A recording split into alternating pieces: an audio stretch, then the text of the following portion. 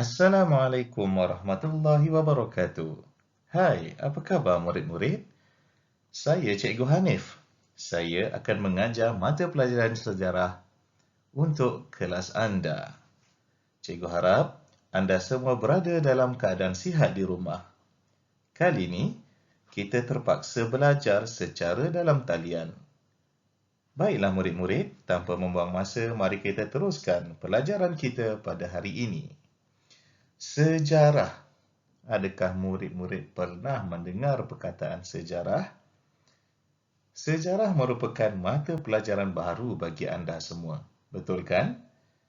Jadi, percayalah, sejarah ialah mata pelajaran yang sangat menyeronokkan. Jom kita terokai sejarah.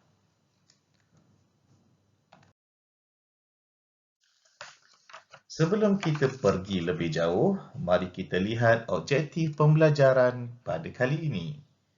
Selepas anda menonton video ini, cikgu harap anda akan dapat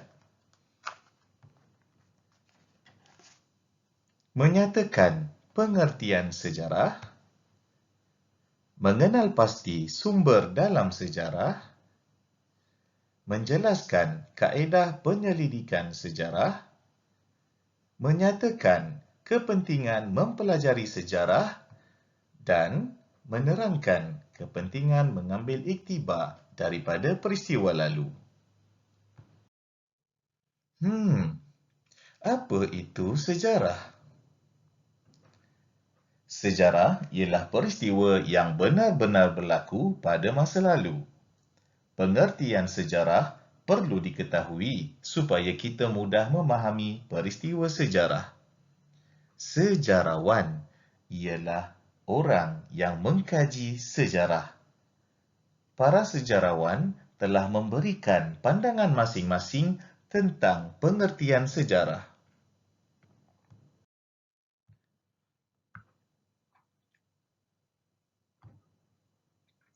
Herodotus menyatakan sejarah merupakan penceritaan tentang tindakan manusia dan sebab-sebab mereka melakukannya.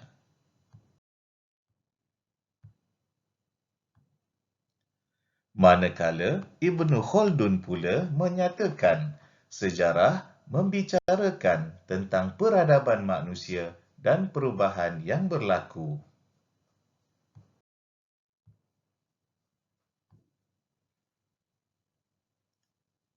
Seterusnya, E.H. Carr menyatakan sejarah ialah satu proses interaksi antara masa kini dengan masa lampau.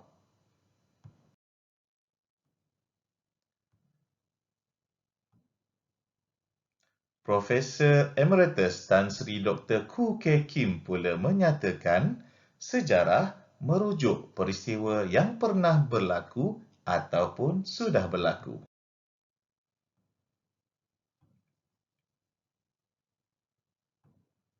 Seterusnya, Dr. Muhammad Yusuf bin Ibrahim menyatakan sejarah merupakan catatan atau rekod sesuatu peristiwa yang berlaku pada masa lalu.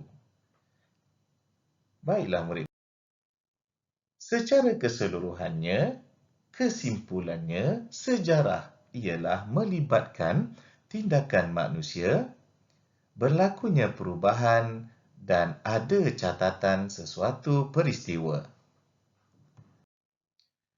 Baiklah murid-murid, bagaimanakah sesuatu maklumat sejarah dapat kita perolehi? Seperti contoh, bagaimana kita tahu tarikh lahir kita?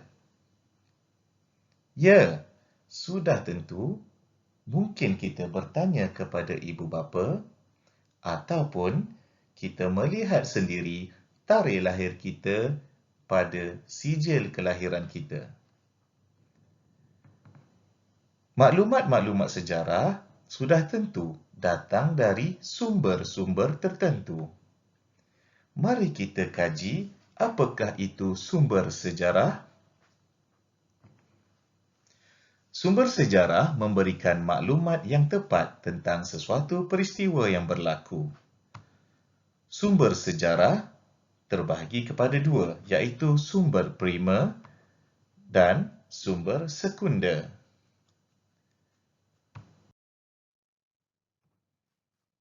Apakah itu sumber primer? Sumber primer ialah sumber yang pertama. Dan sumber primer masih berada dalam bentuk asal dan belum diolah. Antara contoh-contoh sumber primer ialah fosil. Ya, tulang-tulang dinosaur ataupun tulang-tulang hidupan purba yang dijumpai apabila kita menggali sesuatu kawasan. Kemudian, manuskrip, iaitu tulisan tangan seperti Hikayat Hang Tuah dan Salatus Salatin.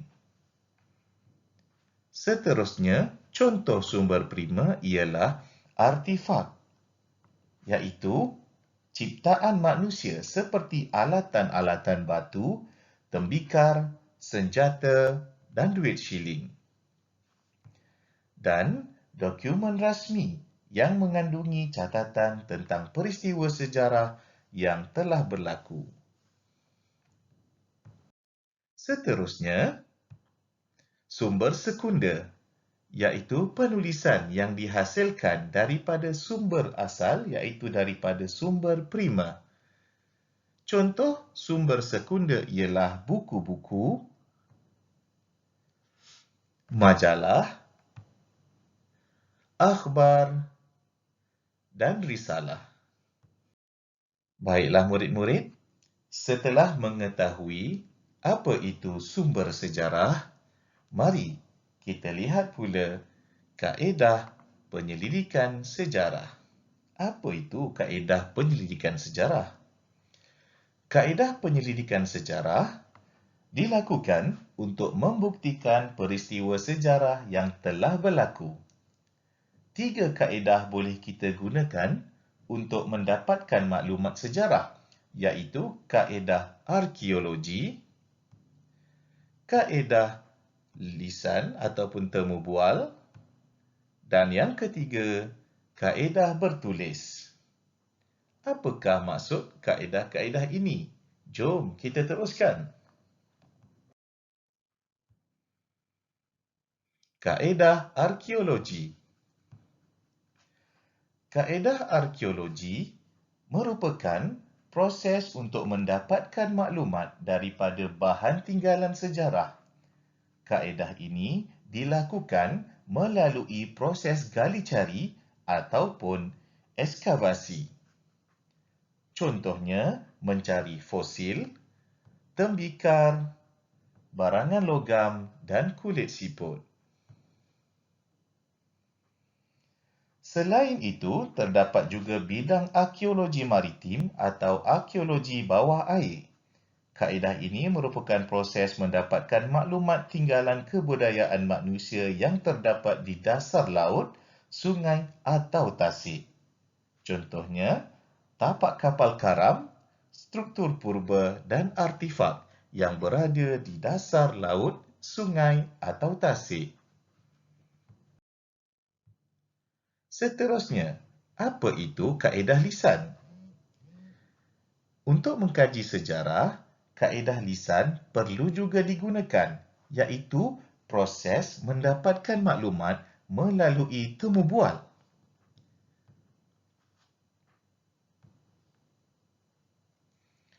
Individu yang ditemu bual dikenali sebagai orang sumber. Orang sumber terdiri daripada mereka yang terlibat dalam peristiwa sejarah, melihat atau mendengar peristiwa sejarah daripada orang lain. Langkah-langkah dalam kaedah lisan. Yang pertama, kita perlu mengenal pasti orang sumber dan menyediakan soalan berdasarkan tajuk kajian kita. Langkah kedua, menemu bual dan merakamkan perbualan kita. Dan yang ketiga, menyalin rakaman, menyimpan data perbualan dan membuat penulisan. Baiklah murid-murid, adakah anda masih bersama saya? Jom kita teruskan. Baiklah murid-murid, seterusnya ialah kaedah bertulis. Apakah itu kaedah bertulis? Kaedah bertulis merupakan proses mendapatkan maklumat daripada tulisan dan lakaran. Maklumat ini diperoleh daripada dinding gua, kayu, batu dan bahan bercetak. Seperti gambar yang kita lihat, terdapat lukisan ataupun lakaran pada dinding gua. Lukisan ini mungkin merupakan tinggalan daripada manusia yang hidup di dalam gua. Untuk itu, kaedah bertulis digunakan untuk mencari maklumat lukisan ini. Langkah-langkah dalam kaedah bertulis ialah mengenal pasti sumber sejarah yang tepat, mengumpulkan sumber sejarah, mentafsir maklumat dalam sumber, dan membuat penulisan. Baiklah murid-murid, setelah mempelajari apa itu makna sejarah ataupun pengertian sejarah, anda juga telah mengetahui apakah itu sumber sejarah dan apakah itu kaedah penyelidikan sejarah.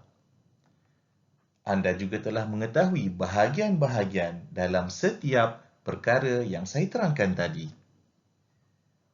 Untuk itu, kita teruskan kepada kepentingan mempelajari sejarah.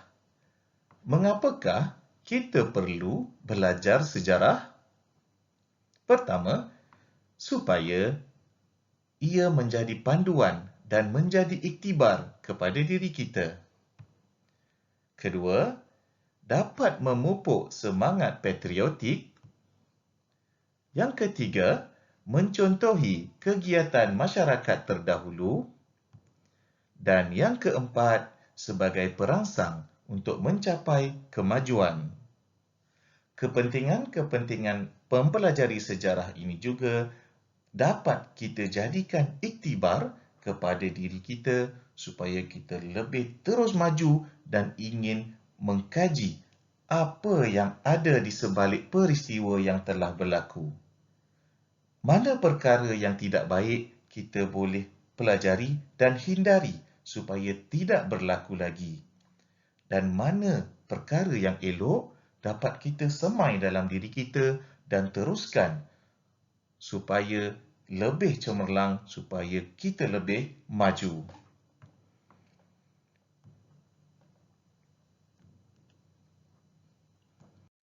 Baiklah murid-murid, sekadar ini dahulu perkongsian daripada saya.